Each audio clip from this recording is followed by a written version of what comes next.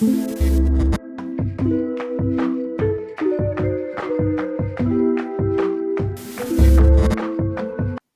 Johnson, thank you so much for being on Blockchain Rock. Please give us a little bit of a background on, basically what you do, who you are, what your passions are, how you develop them. This is going to be an amazing episode. We're going to talk about environment and new technology, particularly the application of blockchain to I'd say, the safeguard in the environment. Thank you so much for being here with us. So I'll leave you the floor. Yeah, thank you. It's a pleasure to be here. Always delighted to connect with people in Jib. And my name is Marc Johnson, from the U.S., currently in the U.S., in Charleston, South Carolina, kind of riding out the chaos that is 2020. And let's see, I've been in the space for a little while. I will say right off the bat, I don't come to the space as a software engineer. That was not my original, education career or path or anything like that. But throughout my experiences in different sectors, in the finance sector and the energy sector, and I made my forays into the tech sector. And that's where I really, was fortunate enough to be in the right places at the right time and have some experiences that brought me to looking at the intersection of innovative technology stacks, such as DLT applications, and some of these issues or challenges that we're facing in the environmental area. So that's a quick tidbit about me, and I'm sure we'll dive into more specifics on that. Absolutely. So you said basically you did not start as a software engineer, but are you very involved within the technical side of this, let's say, product and services you're consulting on and providing assistance with? Sure. So yeah, I'd say more and more each day, diving in. In fact, just this morning I was going through building out some early stage, just rapid prototype applications, working more and more on just normal tech stacks, to be honest, becoming more proficient in web frameworks and things like that. But yes, I generally, when I have worked on projects, like to work very closely with the tech team to make sure that what we're building is built for the specific purpose that it is aiming to be built for, or for the specific problem that is looking to solve. And when I may not know some of the intricate details associated with the application development, I know the general structure, the architecture, and can opine and or provide some valuable input as to what is the general right way to go about it. And can you? Oh, sorry. I've been very fortunate to work with some very, very, very proficient engineers who have been able to, once again, cross that chasm from the commercial to the tech side and speak on both levels. I see. And can you give us some example of some product that you contributed, to which development you contributed, and the type of problem that they were trying to address? Sure. So the last company that I was deeply involved with, that I just left earlier this year, it's a company called Bunker Trace. It's based in the UK, and it's an application for providing more insights into a bunkering operation for seagoing vessels to ensure that the fuel that they are onboarding is the specific type of fuel that they intended to onboard, that it has not been commingled or cut or anything like that, and also the application had an aim to proving more attributes associated with decarbonization of the bunkering operations or of the shipping sector, and was obviously a tremendous team effort through and through, day in and day out. But I was very fortunate to have worked with some great people on a very small team, literally day in and day out, working with all aspects of it, whether it be the operation side, whether it be the sales side, whether it be the tech side, whether it be, working with the founders and everything like that. So an absolutely amazing experience, seeing that from what was a very early stage prototype and then bringing it up to a more operational or commercial scaling operation, and then getting it out in the market and working with some early stage customers to potentially work with it. So it was a solution to verify the legitimacy of the good, or like the origin of the good, right? The similar. They do something similar to the diamond with respect to the diamond industry, right? To avoid blood diamond. Sure. So yeah, there are similarities that you could draw with things, yeah, such as what people have done in the diamond industry or some of the commodity space. But this Coffee, was right? very, very specific to bunkering operations that happen in the shipping industry.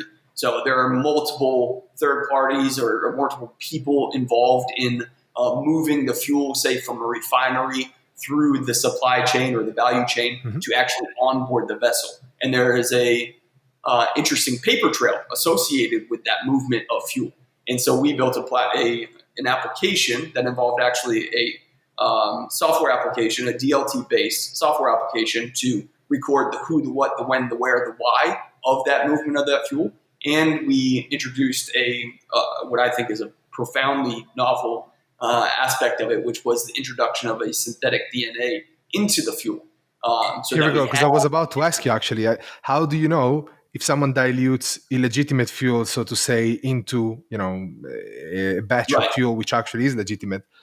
Right. Yeah. So there, we would introduce synthetic DNA on the molecular level. I mean, it's minuscule, minuscule amounts. So it doesn't actually alter the attributes of the fuel in any form or fashion, Hmm. but just adds a verifiable marker to the fuel, so that we can, at some point in the future, say, or they, excuse me, when I was with them, can say at some point in the future, okay, this is the fuel that moved from point A to point B and is now at point F, further down the value chain. So once And again, an absolutely amazing application. The team is they're a rock star team. It's a great application. I'm very excited to see where they go in the next several months and or years. it's interesting because you said about the DNA. Were you able also to understand whether the fuel was diluted by injecting the DNA? The concentration also was something that you could measure, or just trace it? So there's some specific attributes associated with how you could measure the DNA Uh-huh. and the potential dilution or commingling of the fuel. To be honest, now that I'm 8 months removed from the company, it's probably a little Yeah. bit out of my depth. But yes, there were ways in which you could do, specific measuring to see what the potential dilution and or degradation of a fuel or an asset in general that was moving through a value chain could um, may have experienced along its path. See, that is really interesting because we had the chance to speak briefly about this before we started recording. Of course, today we wanted to speak, thoroughly about the environment and, more specifically on carbon credit and how distributed ledger technology could be used in order Sure. to facilitate the implementation and execution of all of the regulation, that go and touch upon carbon credit.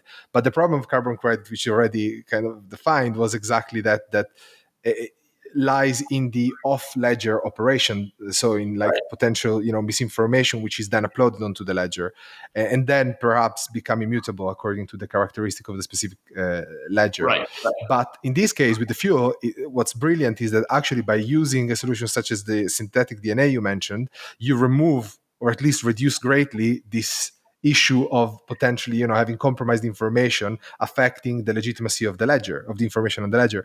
And so, could you please, explain a little bit, give an overarching kind of summary or an explanation, a brief explanation on the type of regulatory framework at an international level to regulate, the all of the carbon emission and the oh, carbon sure, credit, and how blockchain could, DLT, including blockchain, could be used in order to implement the sure. and Yeah, this is an interesting topic for many reasons, I guess you could say. And this is more or less how I really came into focusing on applications in the DLT space.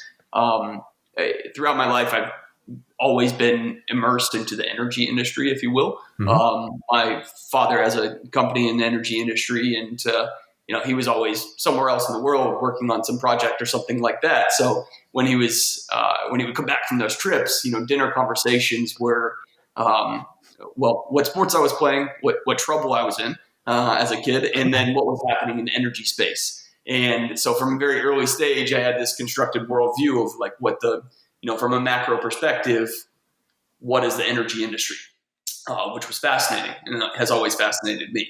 And earlier on in my career, I did a short stint in the financial sector where I worked for an institutional fixed income firm.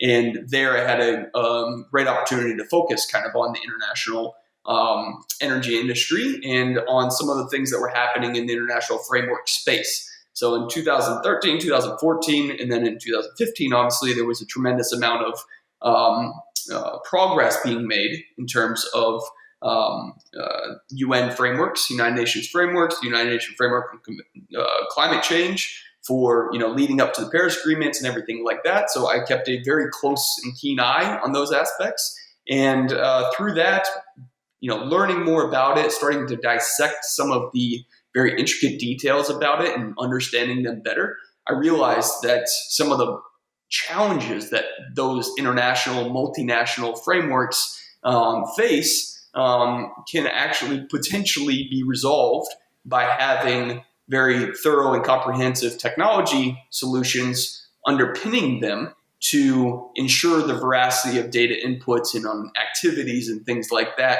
to make sure that as those actions are recorded, that there is more truth associated with them, if you will. Yeah. And so luckily for me, and I think for a lot of people that have studied it, at that time, 2009 to 2015, there was, and still to this day, of course, tremendous amount of early stage experiments happening in the DLT space. People trying out new consensus algorithms, new business models, new ways in which to verify off-chain information, things like that. So, myself, as well as, once again, a number of other people are still studying it quite extensively, started to look into, what's the intersection? Are there potentials to work on these different subjects together and to figure out if there is some potential value from combining some of these aspects? So then after some work and some travel and things like that, I had the great opportunity to pursue my master's at Columbia University in New York, where I studied sustainability management, and I took a rather specific focus on looking at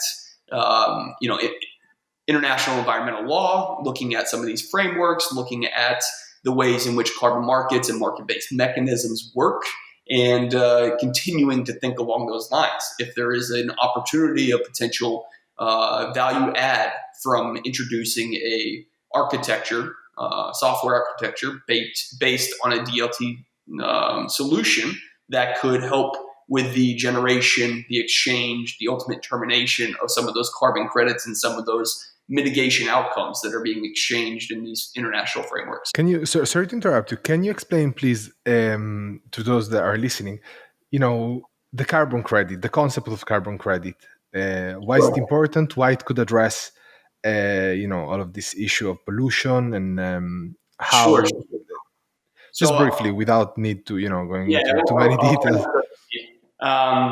So there is with all the great things that our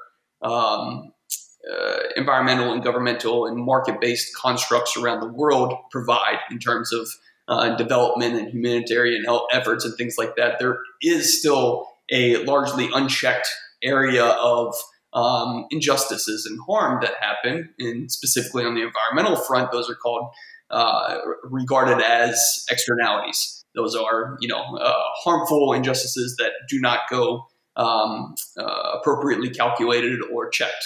Yeah. And a way in which in the environmental space, a number of people have, a number of incredibly intelligent people, such as William Nordhaus, the Nobel Peace Prize winner for his work on carbon credits, carbon markets. A number of people have looked at how to account for those externalities by exchanging intangible assets that represent some form of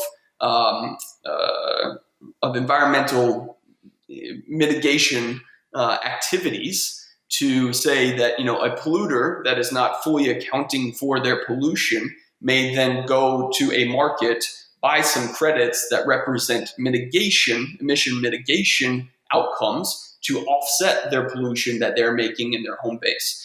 But And because, go sorry, ahead. the way it mitigates. So you're, from my understanding, and again, this is a whole new area for me, especially the part Sure. related to carbon credits. From what I understand, what a carbon credit represent is a form of an exemption that allows you to pollute, which, Yes, and in a the sense. purchase, so the amount of let's say consideration that the polluter, let's say, invest into the carbon credit is then used to mitigate the damage by replanting or by otherwise So that's the general, from an economic theory mhm, perspective, that's the general thought of it. You mhm. know, you start a reforestation project in the backwoods of Borneo in Yeah, Indonesia, right? And from that project, you are doing good for the environment. Therefore, you have the ability to generate carbon credits. And then on the open market, say a power plant up in Southeast Asia, in neighboring Malaysia, yeah. that's emitting a tremendous amount of pollution. They may go to the open market, buy those credits that you are generating from the reforestation project to offset the pollution that they are creating from their power plant. Now, this What? is a Yeah, market system. Obviously, there are a tremendous amount of challenges, a tremendous amount of leakage and or slippage that occurs through all of these different market-based mechanisms to account for the externalities, the emissions that are being emitted into the air yeah. by different economic activities. But in economic theory, that is the way in which we can substantially reduce the externalities associated with our economic activity via market-based constructs. So in a way, it doesn't really reduce pollution. What it does is from my understanding, it allows you to invest funds into, let's say, trying to mitigate the damage that you would be otherwise causing, polluting the environment. To your So local environment, yes. yes. So And my it question. helps. Oh, sorry. No, I was just my helps question is get out just. the externalities which are inherently global, and Mhm, the issue exactly. of pollution obviously is global. It knows no boundaries.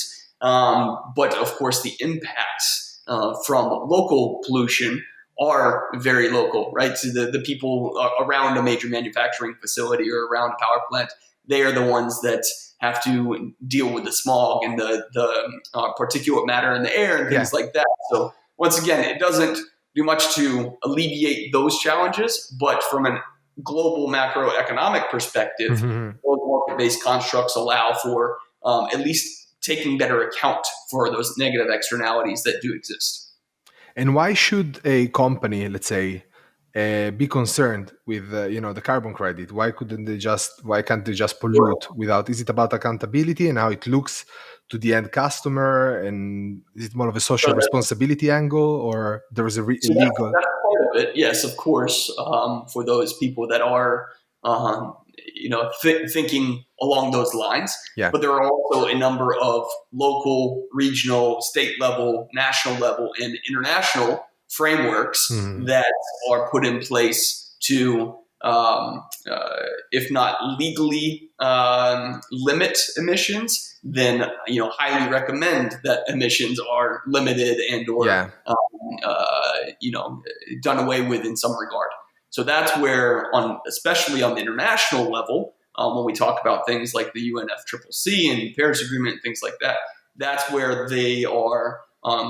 They have done a very good job and are continuing to iterate on the process of creating the appropriate market-based mechanisms to account for and hopefully alleviate some of the negative externalities associated with our economic activity writ large. Okay, but so it is for let's say more local actor to ensure that the regulation is enforceable and that not complying with this regulation would carry some legal consequences. Potentially, and Yeah, it's very jurisdiction based, and the rules and the frameworks all vary quite significantly. Sometimes from state to state, sometimes from country to country. yeah, There are a quite a significant amount of differently constructed carbon markets and frameworks around the world. I believe more than 50, maybe even possibly 60 at this point. Different carbon markets where they're all, there may be similarities in terms of the approach and the structure and things like that, but the finer details may vary quite differently. yeah. So that's where some of the challenges, some of the the leakage, some of the slippage may occur in terms of having a fully unified global Yeah, framework harmonized framework. Or for the appropriate accounting and potential elimination of some of those negative externalities. I see. So it's almost as if as it's often the case, the technological solution is there, but from a regulatory perspective and also from a, I'd say, social and cultural perspective, we're not there yet. Although there has been a huge improvement in the past years.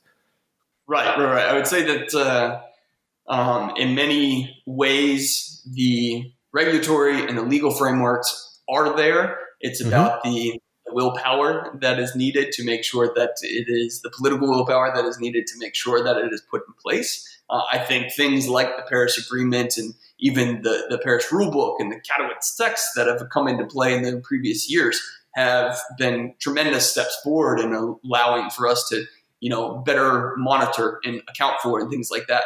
That being said, there's still a tremendous amount of work to be done. Hmm.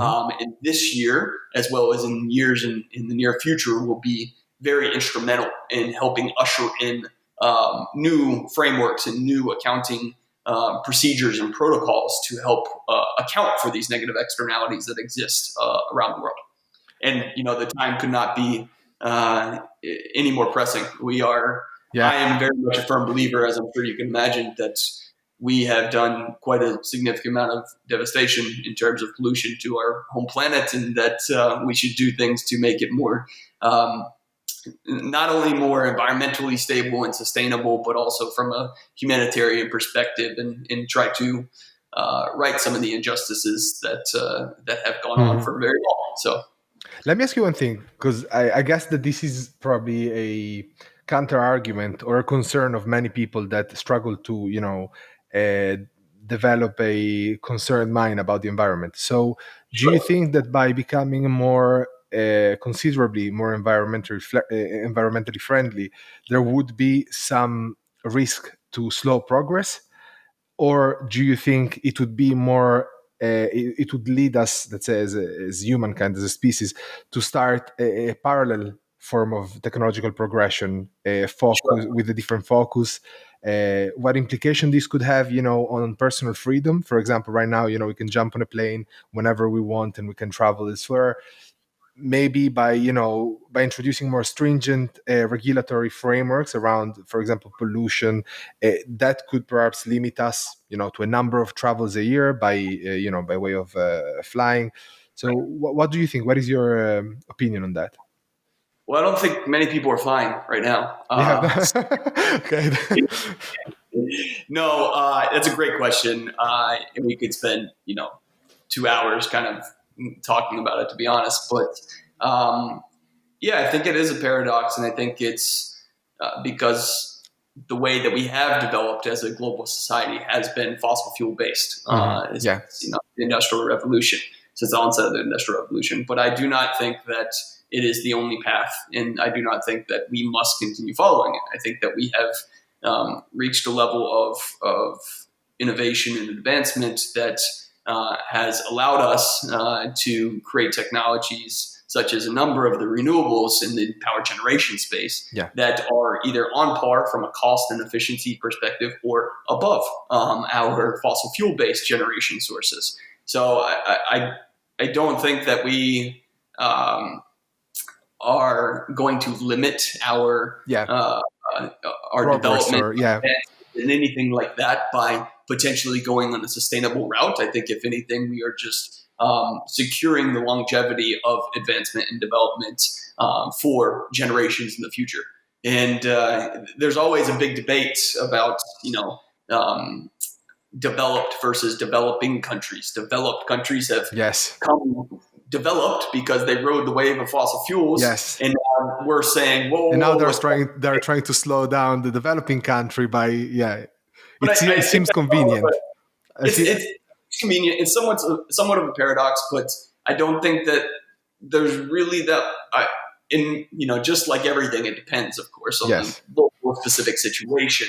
But I think that we have reached a stage in terms of once again cost and efficiency of a number of alternative technologies, specifically in the power generation and manufacturing space, where we can um, uh,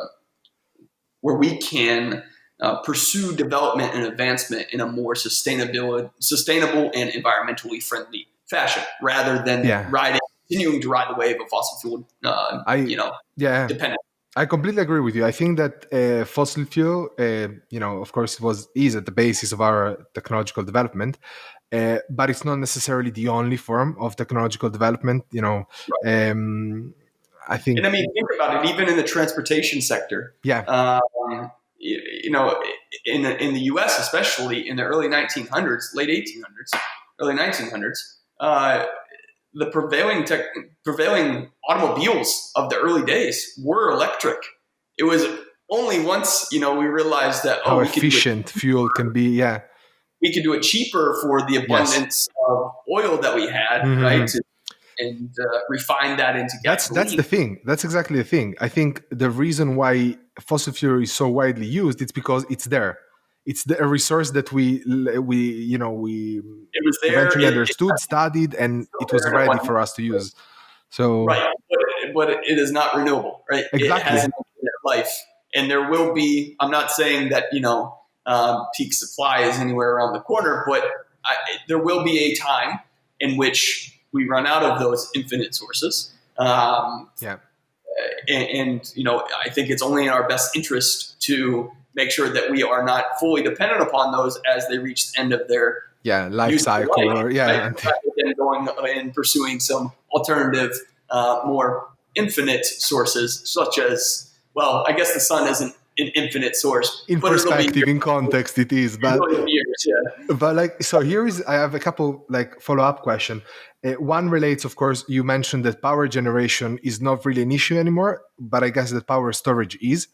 And sure. the second one was about, for example, you said that there are non renewable resources, and that's where I'm getting a bit worried, because a field that I'm very interested about is outer space exploration. Now, of course, there Sure. have been huge advancement in that respect, and so far under the UN, there are those outer space treaty, which basically declare that all of what lies beyond the atmosphere is humankind heritage. However, the United States and Luxembourg already implemented legal framework for space miners effectively. So my Right. concern to the environment is we're already causing incredible damage by using material that is on Earth, and just in a different way, releasing all of that carbon in the atmosphere. Imagine the damage that could occur by introducing new material, some of which we might still not know about or understand the implication of, from asteroids that are passing. And there are those big companies, Amazon, Google, they all have a form of this, let's say, outer space R&D Right. center, and it's coming. So that terrifies me, because if we were able to do all of this damage in just, what, 300 years, 200 years, Sure. just using resources that were already here, once you start introducing all of what's outside, who knows what happened. But I'd like to first go into, if you'd like to speak about it, about power storage and how that could be addressed, because from what I understand, the damage that occurs, the pollution could simply occasionally be transferred from the power generation or consumption moment to the actual production of storage facilities, such as batteries and so on and so forth. So Sure. Yeah. So that's a very interesting topic that I have been fortunate enough to, look into for quite some time. And first off, I guess you could say that people, the likes of Musk and others, yes, have done a tremendous amount of um, development in that space, and they have proven from a commercial viability perspective that large scale, utility scale storage is a viable option, and we can do it. I think a major kind of dislocation that happens in a lot of people's mind is just the general dynamics of power generation.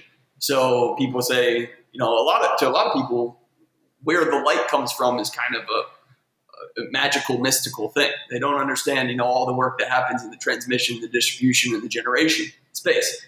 But the great thing about fossil fuels and why we've been able to use them globally for so long is that provides the constant burning of fossil fuels, provides what is called baseload power supply and power generation. So 24/7, 365, no matter where you are, you can burn some coal, you can light some gas, you will generate electricity, right? Through turbines and generators and all the infrastructure that is needed. But for renewables, those are considered intermittent sources. Sun's not always shining, wind's not always blowing. Yeah. You can only generate that electricity through those means when it's the right environmental attributes are there. So in order to offset those challenges, of course, you need a storage device to be able to hold those electrons that you create for discharge at a later time. There's a tremendous amount of different ways in which you can store those electrons with very interesting elements and rare earth and minerals and things like that.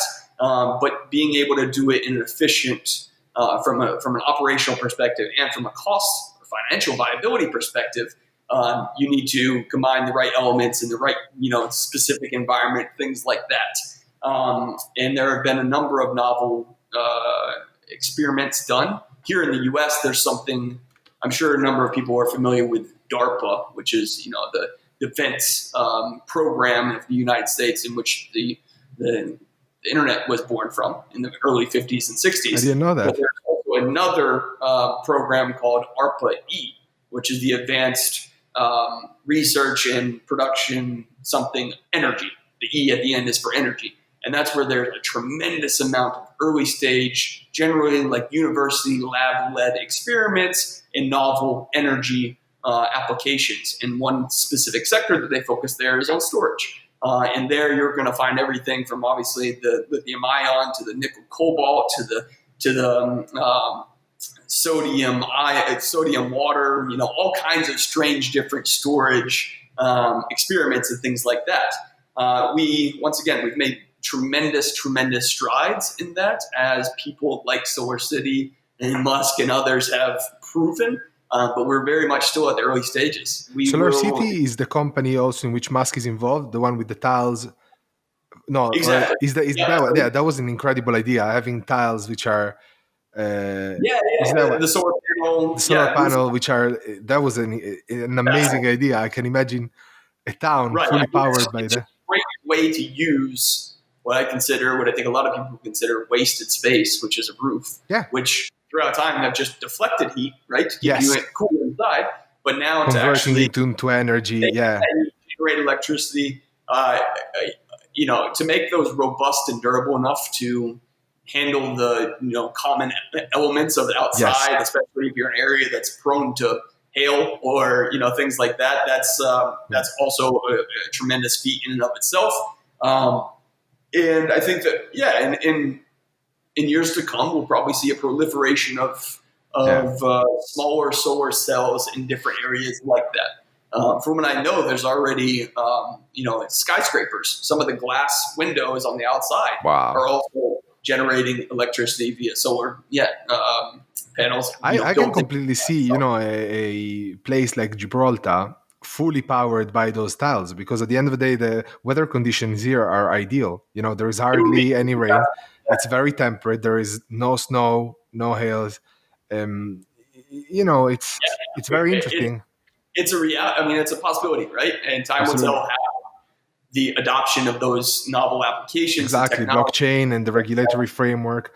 And that's where the regulatory framework and the political frameworks come in. Yes. Those obviously are supportive features that allow for the adoption and the experimentation of these early stage things. That's actually why I love what Gibraltar has done in the DLT space, just trying to center back on that. I mean, you guys are at the forefront of being a very encouraging and very supportive in terms of getting out there and allowing companies and creating the environment for companies to come out and experiment with these novel applications, these novel tech stacks, these novel business models, things like that, to try to and services, because it would be incredible, also to give back. to the users, because at the end of the day, if you own a roof that generates power and you don't use all of the power, then you can resell it. You can have an integrated system, based on DLT with exchange of credit. It's an incredible. It could be an incredible, experiment socially as well, to see like how the impact that could carry. And there is so much in new space. I think it would be, it would definitely be much easier to implement a solution such as the one we were talking about in a place like Gibraltar, which is fairly independent, and Sure, it's sure. not too, too big, and you don't have to accommodate to convince too many people. But imagine all of the vertical walls if there were a vertical garden. So again, Right. instead of absorbing the temperature and reflecting the temperature and incrementing the temperature in town, it would absorb heat, clear the air, which is a problem here. Freshen the environment, provide more, an environment which favors um, bees, and all of the pollinatory. Sorry, I'm not sure about Oh, the no, term. I 100% Pollinatory agree. species, and then have roofs which generate power, which then exploit DLT technology for redistribution of energy and value. Exactly. That would be an incredible future. That would Exactly. that No, would be you're a hitting place the where I nail would on like the to head. live.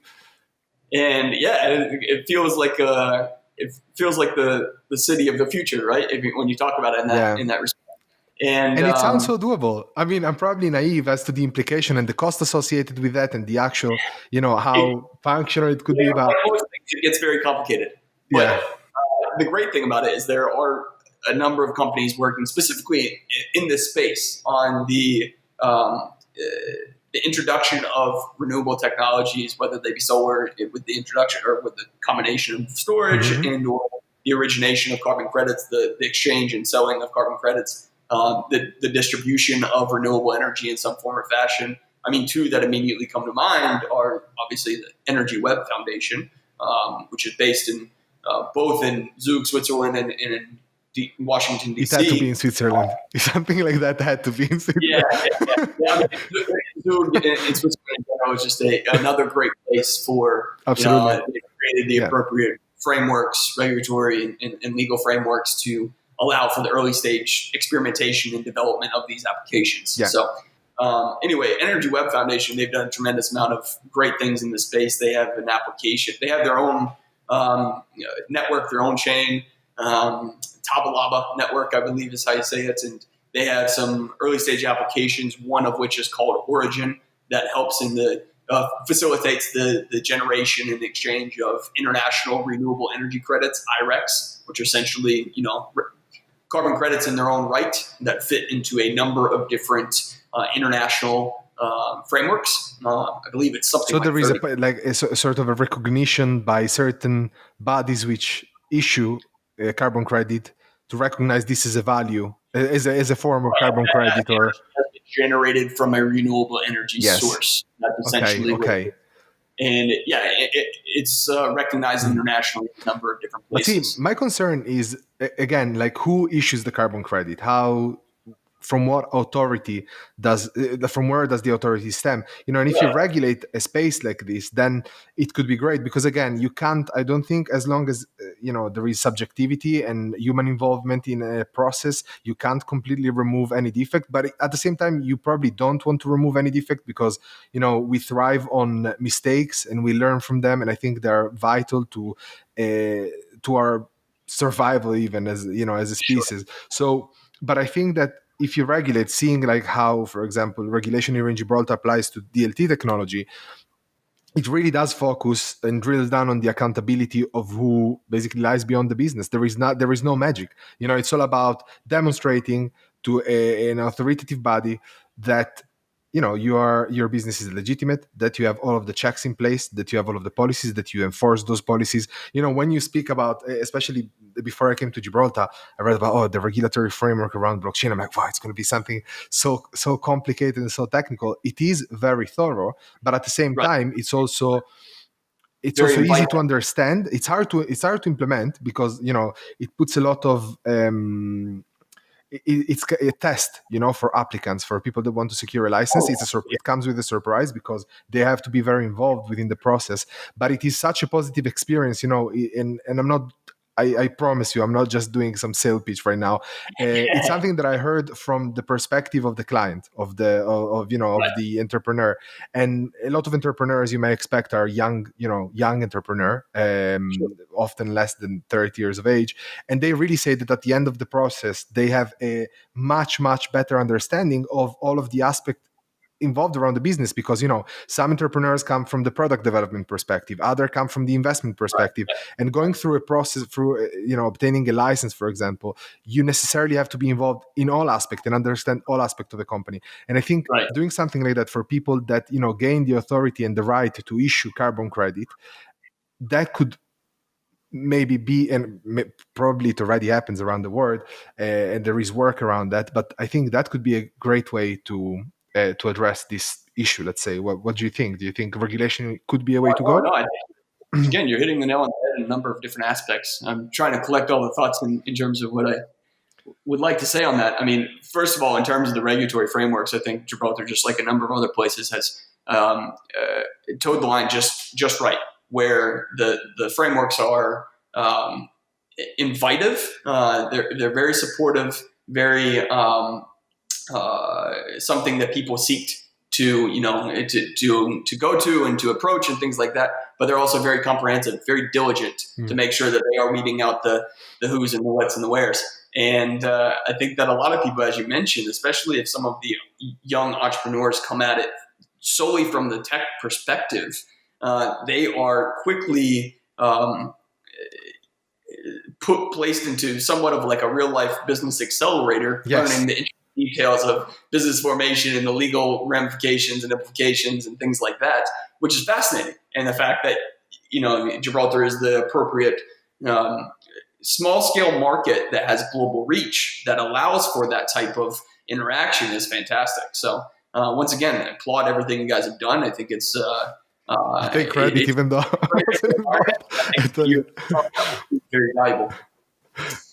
Secondly, I mean, I think that you touched on a few things related to the formation and the facilitation of some of these market-based mechanisms, specifically in the renewable energy and the carbon credit space. And I think that's where some of the true value and true I keep saying magic for some reason today. Some of the true magic in DLT-based applications may come into play, because it democratizes a lot of those central authority functions Yes. that in present day or in environments of the past, market-based mechanisms have been largely controlled by a central clearinghouse, a central authority, a central registry system. Whereas where you flip that on its head and you make it a DLT-based function, there are multiple individuals or multiple parties deeply involved Yeah. in the verification of either a certain specific set of rules, a certain product, or obviously all the way down to the individual transactions that take place. So even going back to the Energy Web Foundation, and I hope I have all this right because I'm not affiliated with them, but I respect them tremendously. But I believe that the origination of all the new credits and things like that, and the registering of new projects, even that is only obviously verified on chain, which a number of different parties say they put their stamp to that Yeah. to that transaction taking place, and to that project verification taking place, and to that generation of that IRAC taking place. So Mm. that's where, once again, when you create tech stacks that are inherently, from their architectural perspective, democratizing some of those central authority functions, you can start to see the type of operational and cost efficiency gains that may be had as you start to scale up those networks. I think that's truly fascinating. I think that there's a number of different areas Mhm. that still to this day are largely untouched, and that hopefully in years to come, a number of people will start to experiment in that space. We're obviously seeing a lot of chatter these days in terms of digital currencies, that a Yes. number of monetary or central banks or even the Bank of International Settlements just put out a big paper within the last week, I believe, on terms of their overview and their research on that. And I think that uh, we're still very, very much in the Yeah. nascent age, in the very early stages of it. But I As a think you're right. the top of the first inning in a very long ball game to come. Yeah, I think you're right. I completely agree with you. I think that also having a number of different bodies that could have that function and allowing consumers, if you want, or other smaller bodies to tap into the provider that they believe in the most, kind of favor competition amongst those provider. And so like competition would be based on cost, efficiency, reputation, and so on and so Right, forth. And also maybe having certifications such as the ISO certification, they're used, like, for example, with respect to data protection. And right, right. so to have like an independent body that certifies, again, it's not a state-based regulation. It's an independent and private-based recognition, but it could be Sure. another effective method to, let's say, warrant for the authenticity and the legitimacy of these bodies. That's really interesting. Yeah, and Um, you just touched on something that I really want to jump into here. I mhm. mean, I think it's natural progression of how technology has advanced. The lines between public and private Yeah, sector have started to kind of disappear, just as you know national boundaries have started to yeah, disappear. absolutely. Obviously, now with COVID, everybody's got their boundaries Yes, up. it's good. But Back again. in terms of the way that business is conducted and facilitated, Mm, those things are becoming more and more irrelevant or not as relevant yeah, these days they were in generations or decades in the past. And I think things such as I think applications and novel experiments in the DLT space will help usher in a future in which those things are even less relevant than they are today. yeah. And at the same time, allowing for more truth and more verification associated with the events that take place across boundaries and Mm. across geographical, times and spaces, plain and simple. I just think it's also part of our progression as a society. I'm talking about an international society. Let's say some trends are not acceptable anymore today. And, for example, even just as you said, now with COVID, the boundaries are up again, and you can see the outrage of people, after a bit, because they're not willing to do that anymore, to be confined. And I think the same applies, with other very welcome changes, for example, about racism, or, I think it's almost a natural progression. Hopefully, the more some aspect become decentralized, the more, because then there is the counter argument to that, which, regulation is suffocating everything. And there is, I definitely agree, there is a room for that as well, counter argument. But I do think that the more technology advances, and the more we're facing, problem which we share with everyone else, such as, for example, environmental considerations, then that, I think, is definitely an industry where regulatory oversight would be justified. Also, because regulation in itself doesn't mean that it restricts your freedom. Because for as long as you're complying with morally accepted standard, because that's basically what it is, through, expressed in policies, and as we mentioned before, in all of the process or acceleration, let's say, And, of the and business that's owners. the ultimate aim of public policy, is it not? To be in Exactly, the to guide, to develop the society. right, Yes, I agree with you. Yeah, rather than being an inhibitor. And I exactly, feel like rather than being a restriction. for sure there's a lot of young, innovative people that view public policy as an inhibitor rather Yeah, than an enabler. But it is truly about just making sure that they work, they yeah. coincide together, and create the most value for the society writ large. And that it's very easy to say that, but that is the difficulties on a day to day basis of But that comes with working. experience and with case studies. I think education lies. I'm a true believer in education. I really do believe. No, I'm not talking about the education system, but in just in education. Because, to be honest with you, when I was younger, I was, before I was a lawyer, I was a sound engineer. So you can imagine creative industries. Just let's go and rock the world and all of that. I didn't appreciate how bad things can go sometimes. And, the fintech space is a prime example to that, because a lot of people lost a lot of money during the 2017 bubble, and there were Sure. a lot of scams around. There were a lot of, so actually regulation, in this public regulation, or a regulation developing the public interest in this case, doesn't really limit your freedom. If anything, it safeguards you from, suffering considerable loss. And Right. I can understand how the young mind, approaches a new field, and he already hears, "Oh, I need to comply with this, I need to comply with that." And to be honest with you, it is becoming a burden. Like compliance is becoming a prominent consideration for a startup, and the costs are really high. But I do think that overall it can be justified. It also depends how you develop the regulation. And as you say, I agree with you. I think Gibraltar strike the right balance, especially in the DLT space. But yeah, it's a very interesting topic. I think it's more of a dichotomy between freedom and Those bubbles and bursts, I mean, that's just the natural progression or yes. cycles of innovation, right? It's happened in all sectors, in all ages, going back to the Dutch tulip mania way back. I mean, there's a great book, Charles Mackay, I believe, called Bubbles Burst and the Madness of Crowds, something along those lines. Hmm. Don't hold me to it if I'm wrong in Don't that quote. title, but Yeah, don't fascinating. worry. Looks at all the different from a historical perspective, just the craziness that surrounds bubbles and busts and things like that, and how people get so caught into it. And that's exactly what we saw in 2016, 17, Let's see, 18. yeah. Obviously, the majority.